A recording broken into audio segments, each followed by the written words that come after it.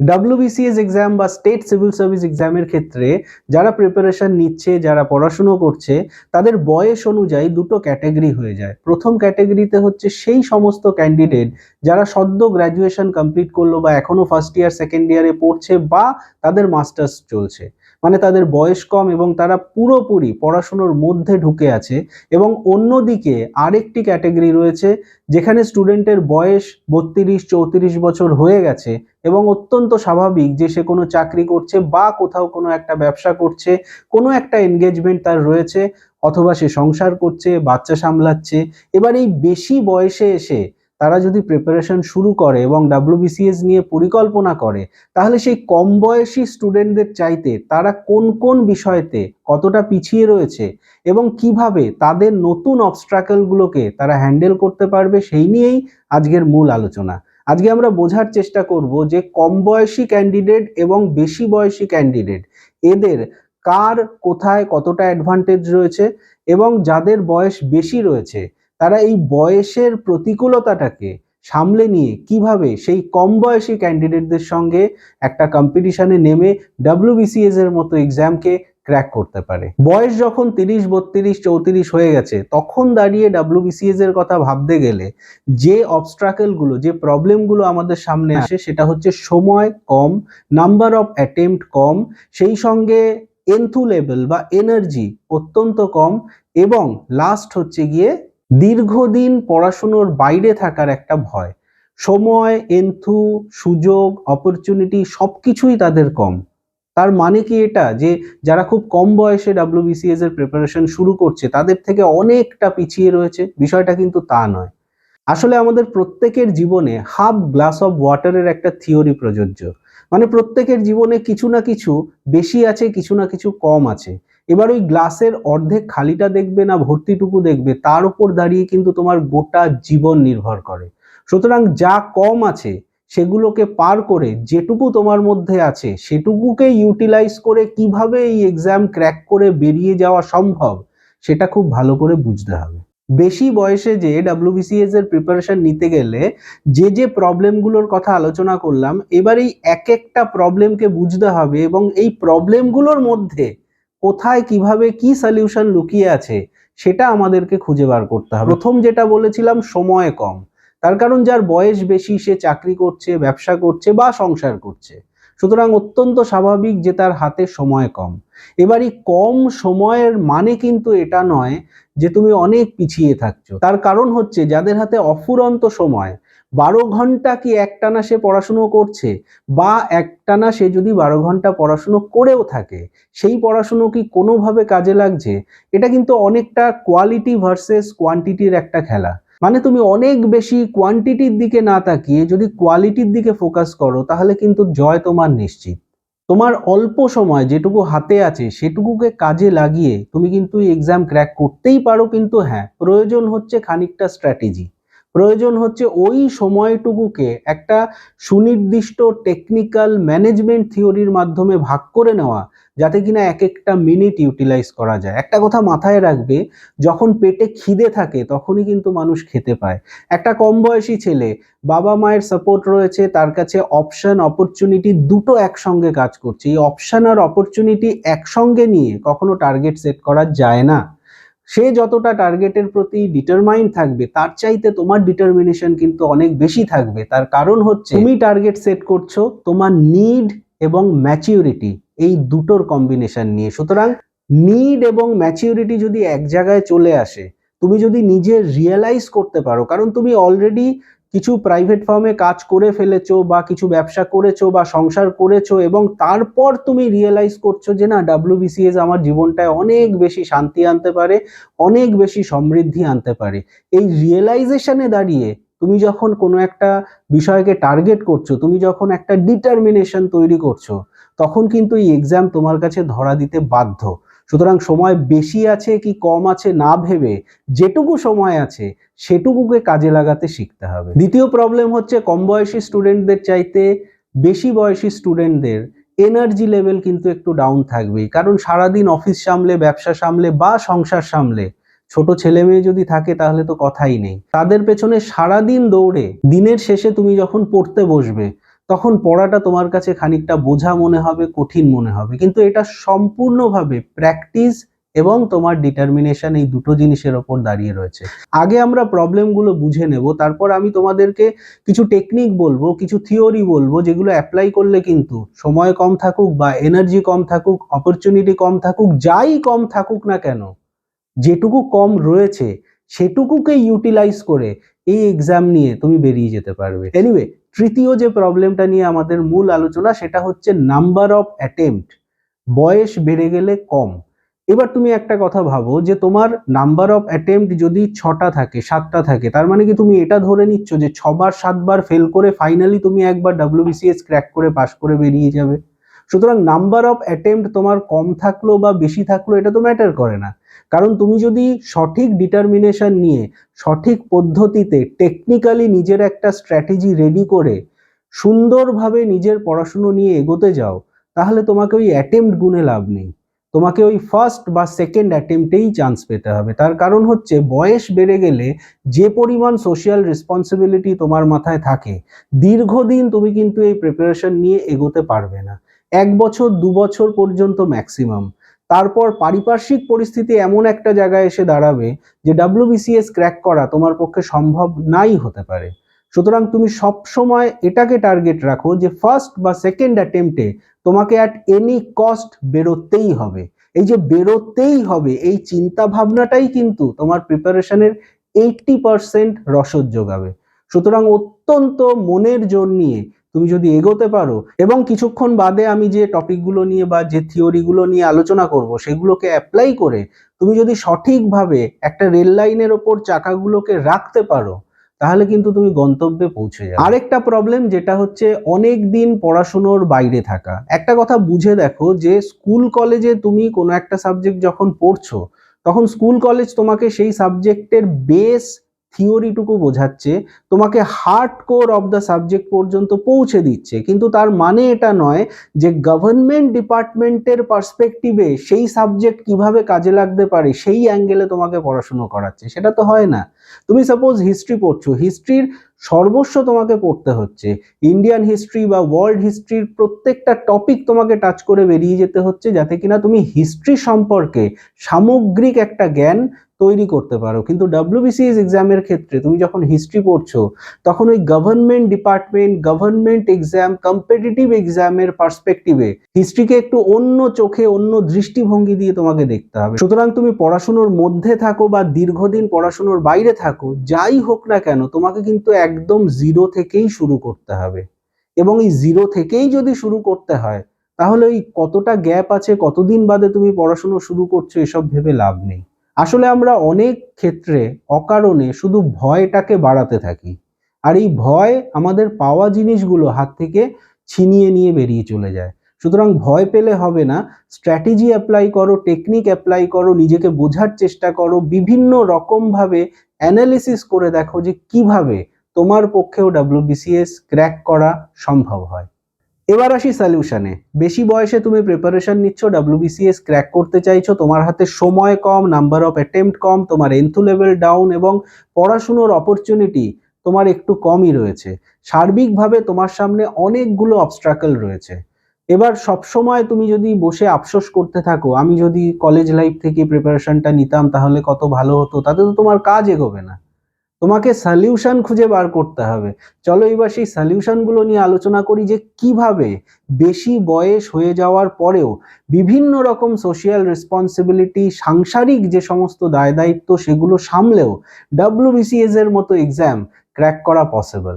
ভিডিওর শুরুতেই বলেছিলাম হাফ গ্লাস অফ ওয়াটার, এটা একটা বড় থিওরি। প্রত্যেকটা মানুষের জীবনে কিছু না কিছু থাকবে, কিছু না কিছু থাকবে না। এবার তোমার কনসেন্ট্রেশনটা কি ওই হাফ গ্লাস খালি না হাফ গ্লাস ভর্তি তার দিকে যাচ্ছে, সেটাই ডিটারমাইন করবে যে তুমি জীবনে কিছু করতে পারবে কি পারবে না। আমার জীবনে এটা নেই, সেটা নেই, সুযোগ নেই, সময় নেই, অ্যাটেম্প্ট নেই, নেই নেই নেই নিয়ে যতক্ষণ ভাববে, ততক্ষণ সবকিছুই নেগেটিভ হবে তোমার জীবনে। তার কারণ হচ্ছে আমাদের ব্রেনটা অনেকটা ম্যাগনেটের মতো। তুমি তোমার অ্যাক্টিভিটিস, তোমার চিন্তা ভাবনা, দৃষ্টিভঙ্গির মাধ্যমে তোমার ব্রেনকে যে ইনফরমেশন লাগাতার দিতে থাকবে, ব্রেন কিন্তু ম্যাগনেটের মতো সেগুলোকেই নিতে থাকবে, রিজার্ভ করতে থাকবে, এবং তার বহিঃপ্রকাশ তোমার সাকসেস বা ফেলিয়ারে এসে দাঁড়াবে। সুতরাং প্রত্যেকটা মুহূর্তে আমার এটা নেই ওটার অভাব তুমি যদি মাথায় সবসময় ঢোকাতে থাকো, তাহলে তোমার ওই অভাব বা কিছু নেই তার থেকে ফেলিয়ার এই জিনিসটাই হবে তোমার রেজাল্ট। সুতরাং এভাবে না ভেবে কিছুটা পজিটিভ হওয়ার চেষ্টা করো, যে আমার কাছে এখনো সুযোগ আছে, এখনো একটা অ্যাটেম্প্ট হলেও আছে, এখনো চেষ্টা করলেও আমি পারতে পারি। আমি পড়াশুনোয় কিন্তু এতটা খারাপ ছিলাম না, ম্যাথসে আমার দুর্বলতা আছে বা ইংলিশে আমার দুর্বলতা আছে, কিন্তু আমি পরিশ্রম করে সেই জায়গাটা ম্যানেজ করে নিতে পারবো। অফিস থেকে বাড়িতে আসার পরে অ্যাটলিস্ট 2 ঘন্টা 2.5 ঘন্টা তো আমার হাতে সময় থাকে, সেই 2-2.5 ঘন্টা কাজে লাগিয়ে আমি ঠিক বার করে নেব। এইভাবে যদি পজিটিভ জিনিসটা নিয়ে ভাবতে থাকো, ব্রেনকে যদি এই পজিটিভ ইনফরমেশন গুলো পাঠাতে থাকো, ব্রেন কি মনে করবে যে না, একটা শক্ত ছেলে বা একটা শক্ত মেয়ের ব্রেন আমাকে কাজ করতেই হবে, সে কিন্তু তেমনই আউটপুট দেবে। সুতরাং ম্যাগনেট হচ্ছে তোমার ব্রেন, এবং এখানে শুধুমাত্র পজিটিভ লোহাগুলোকে ছুড়ে দাও, তাহলে তোমার জীবনের পজিটিভিটি আসবে।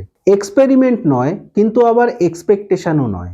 দেখি একবার পরীক্ষা দিয়ে এই বয়সে আমার পক্ষে হয় কি হয় না, এটা ভাবলে কিন্তু কোনোদিনও হবে না। তার কারণ তোমার ব্রেন এই জিনিসটা ভেবে ফেললো যে এটা একটা এক্সপেরিমেন্ট, সুতরাং সে ততটা লেভেলে কাজ নাই করতে পারে, তোমাকে ততটা রেসপন্স নাই দিতে পারে।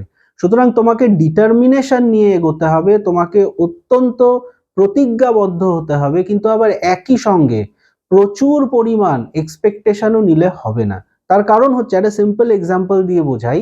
তুমি ধরো একটা নর্মাল আঁকিবুকি কিছু একটা আঁকছো, দেখবে একটা খুব সুন্দর পিকচার তৈরি হয়ে গেল, কিন্তু কেউ যদি বলে একটা খুব সুন্দর ছবি আঁকতো, তখন তুমি অত্যন্ত মন দিয়ে ভীষণ কনসেন্ট্রেশন নিয়ে একটা বড় এক্সপেকটেশন নিয়ে যখন ছবিটা আঁকতে যাবে, তখন দেখবে সামান্য কিছু একটা ভুল হতেই পারে।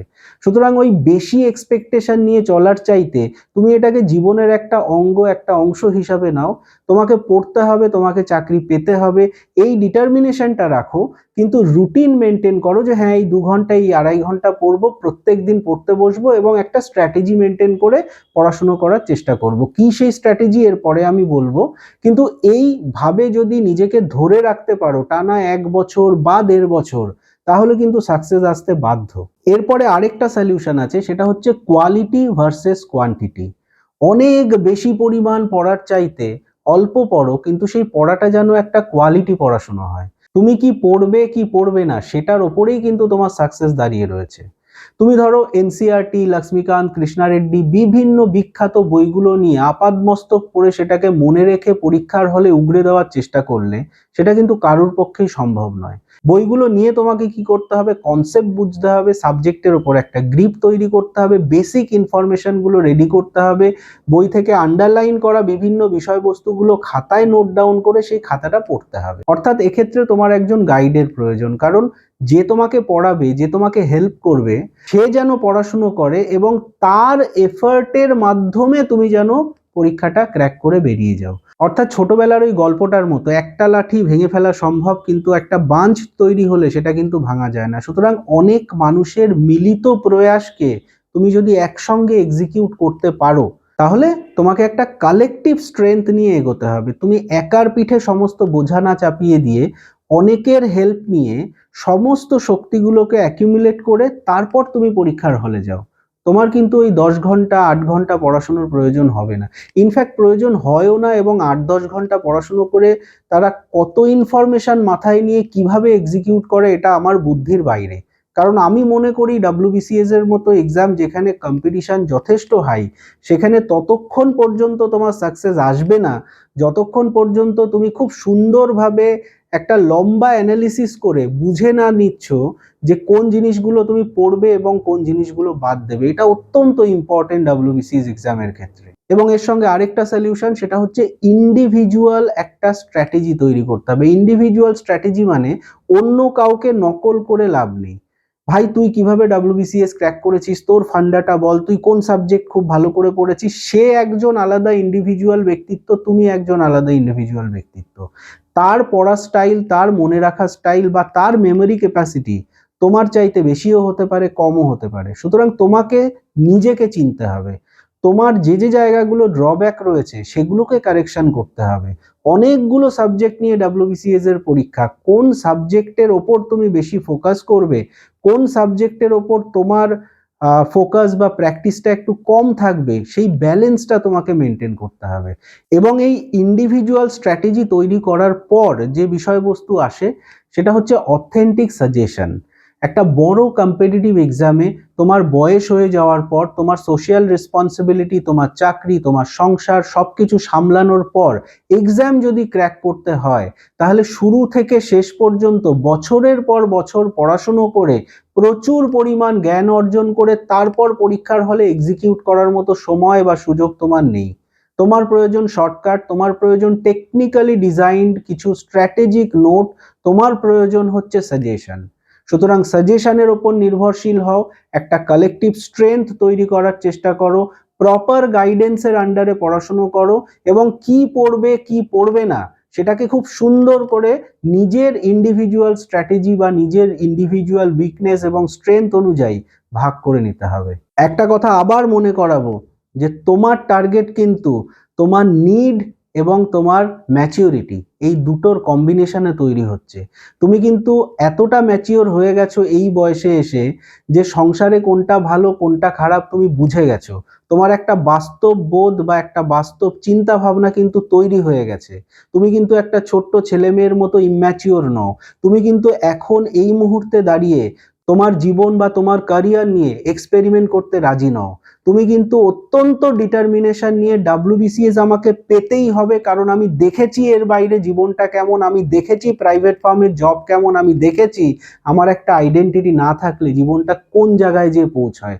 তুমি এগুলো এক্সপিরিয়েন্স করে ফেলেছো, সুতরাং এগুলো কিন্তু তোমার স্ট্রেংথ। হাফ গ্লাস অফ ওয়াটারের যেটুকু জল সেটুকু হচ্ছে তোমার এই এক্সপিরিয়েন্স এবং ম্যাচিউরিটি। সুতরাং যেটুকু জল রয়েছে সেটুকুকে কাজে লাগাও, যেটুকু খালি রয়েছে সেটা নিয়ে চিন্তা ভাবনা করা বন্ধ করে দাও। জীবনে যদি কোনো কিছুকে টার্গেট করো, যতক্ষণ না সেই টার্গেট পর্যন্ত পৌঁছচ্ছ ততক্ষণ আমি পারবো কি পারবো না, পারবো কি পারবো না এই ডিলেমায় থাকবে না। পারতে তোমাকে হবেই, এগোতে তোমাকে হবেই। যুদ্ধের ময়দানে নেমেছে যখন, যুদ্ধ তোমাকে করতেই হবে। সুতরাং ওই যুদ্ধ করার সময় আমার তরোয়ালে ধার আছে কিনা বারবার চেক করার চাইতে যা হাতে আছে সেটা নিয়ে যুদ্ধে নেমে পড়ো। মাথায় রাখবে, জীবনের যে কোনো ক্ষেত্রে সাকসেস পেতে হলে নিজের ওপর একটা আত্মনির্ভরশীলতা, নিজের ওপর বিশ্বাস এবং নিজের উইল পাওয়ারটাকে অত্যন্ত স্ট্রংলি হ্যান্ডেল করতে হয়। জীবনে কিন্তু সব কিছু পসিবল।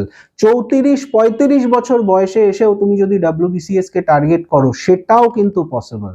তবে এই বিষয়গুলোকে পসিবল করার জন্য যে জিনিসগুলোকে তোমার খেয়াল রাখতে হবে, লিস্ট করে বলে দিচ্ছি, এগুলো ডেফিনেটলি তোমার জীবনে কাজে লাগবে। প্রথম বিষয় হচ্ছে টেকনিক্যালি ডিজাইনড মেটেরিয়াল এবং নোট জোগাড় করার চেষ্টা করো, সেই সঙ্গে সাজেশন জোগাড় করার চেষ্টা করো। তোমার হাতে সময় কম, তোমার সুযোগ কম, এই কম সময় এবং কম সুযোগটাকে কাজে লাগানোর জন্য সাজেশন, প্রিভিয়াস ইয়ার অ্যানালিসিস এবং প্যাটার্ন যেভাবে চেঞ্জ হচ্ছে, এই চেঞ্জিং প্যাটার্নের ওপর একটা সুন্দর গ্রিপ তোমার থাকা দরকার। তা না হলে কিন্তু অনেক বেশি পড়েও খুব কম এক্সিকিউট করতে পারবে পরীক্ষার হলে। ফলে technically designed note and suggestions, এটা হচ্ছে সবচেয়ে প্রথম তোমার রিকোয়ারমেন্ট। 2 নাম্বার হচ্ছে একজন প্রপার গাইড, যে তোমাকে গাইড করবে, যে নিজে পড়বে, যে নিজে পরিশ্রম করে সমস্ত কিছু অ্যানালিসিস করে তোমাকে সেই খাতাটা হাতে তুলে দেবে, যে খাতার মধ্যে সবকিছু ফিল্টার করা থাকবে এবং তুমি জাস্ট সেই খাতাটা পড়ে পরীক্ষার হলে যে উগড়ে দেবে। তার কারণ এখানে জ্ঞান অর্জন করার চাইতে চাকরি পাওয়াটা বেশি প্রয়োজন, এবং এই চাকরি পাওয়াটাকে প্রায়োরিটাইজ করো, জ্ঞান অর্জন তারপরেও করার সুযোগ থাকবে। 3 নাম্বার যে বিষয়টা, জীবনে যা কিছু আছে, যেটুকু তোমার উপলব্ধি, যেটুকু স্ট্রেংথ, যেটুকু পেটে খিদে রয়েছে তোমার, সেটুকুকে সাকসেসের দিকে দৌড়ানোর জন্য কাজে লাগানোর চেষ্টা করো। মাথায় রাখবে, পেট ভরা থাকলে কিন্তু দৌড়তে ইচ্ছে করবে না। সুতরাং যা তোমার জীবনের এক্সপিরিয়েন্স, সেটা ভালো হোক বা খারাপ হোক, কাজে লাগানোর চেষ্টা করো। Half glass of water theory, যেটুকু জল রয়েছে সেটুকু জলকে নিয়ে কিভাবে তুমি এগোবে সেটা নিয়ে ভাবনা চিন্তা করো। তারপরেরটা হচ্ছে নো লস নো এক্সপেকটেশন। তুমি যদি এই চাকরি না পাও, তুমি অলরেডি সেটেলড এই বয়সে, তুমি কোথাও না কোথাও প্রাইভেট ফার্মে চাকরি করছো বা ব্যবসা করছো বা সংসার করছো। সুতরাং কিছু লস নেই তুমি যদি প্রিপারেশন শুরু করো। একই রকম ভাবে কোনো এক্সপেকটেশনও রেখো না, তার কারণ ওভার এক্সপেকটেশনে খুব সহজ জিনিস কিন্তু অত্যন্ত কঠিন হয়ে দাঁড়ায়। আর তারপরে আরেকটা জিনিস বলবো, সেটা হচ্ছে কোয়ালিটি ভার্সেস কোয়ান্টিটি। তোমাকে সব সময় কোয়ালিটির উপর ফোকাস রাখতে হবে, কোয়ান্টিটি বেশি থেকে লাভ নেই। কারণ প্রচুর পরিমাণ অনেক ঘন্টা ধরে পড়াশুনো করে সেই পড়াশুনো কিন্তু এক্সিকিউট করা সম্ভব হয় না। কিন্তু যদি অল্প পড়াশুনো এবং সেটা সাজেস্টিভ নোট মেটেরিয়াল সহকারে পড়াশুনো হয় এবং সেটা যদি কোয়ালিটি পড়াশুনো হয়, তাহলে কিন্তু সাকসেস অনেক তাড়াতাড়ি তোমার হাতে আসবে। তারপরেরটা হচ্ছে ইন্ডিভিজুয়াল স্ট্র্যাটেজি, যে তোমাকে নিজের উইকনেস, নিজের স্ট্রেংথ বুঝে প্রত্যেকটা সাবজেক্টকে এমনভাবে সাজাতে হবে যাতে সাবজেক্টগুলোর মধ্যে একটা ব্যালেন্স মেনটেন করা সম্ভব হয়। যেহেতু ডাব্লিউবিসিএস এর প্রত্যেকটা সাবজেক্টের কোথাও ইন্ডিভিজুয়াল কাট অফ নেই, সুতরাং এটাকে কাজে লাগাতে হবে। এবং তারপরে যেটা বলেছিলাম, কালেকটিভ স্ট্রেংথ, মানে তুমি পড়ছো সেই সঙ্গে তোমার গাইড পড়ছে বা তোমার বন্ধুরা পড়ছে বা তুমি গ্রুপ স্টাডি করছো, একটা কালেকটিভ স্ট্রেংথ জোগাড় করে তুমি যদি সেটাকে অ্যাপ্লাই করার চেষ্টা করো, তাহলে কিন্তু অত্যন্ত কম সময়ে অনেক কিছু নিজের গ্রিপে তুমি আনার একটা সুযোগ পাবে।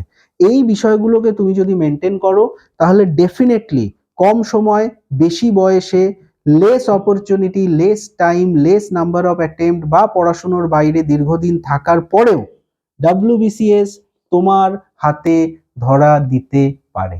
এবার আসি একটা গল্পে। একটা ছেলে নতুন গাড়ি কিনেছে, এবার তার গাড়ি চালানোর হাত এখনো কাঁচা।